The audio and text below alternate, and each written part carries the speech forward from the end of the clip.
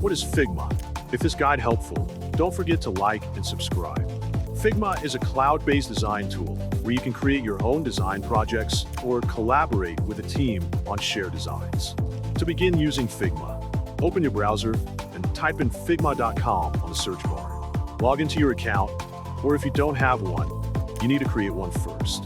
Once you're on the home page, go to the left sidebar and click on the All Projects section. When your project appears, click on it. Now, locate the Create button and click it. In a drop-down menu that appears, click on the Design option. Once your project is ready, you can begin designing by adding some shapes and adjusting their colors.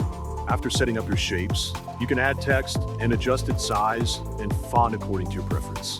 When your design is complete and you want to save it to your project, go to the Export option and choose the output file format you want. Once you select the desired file type, click Export. After the download is complete, you can click on the downloaded file to open and view your design.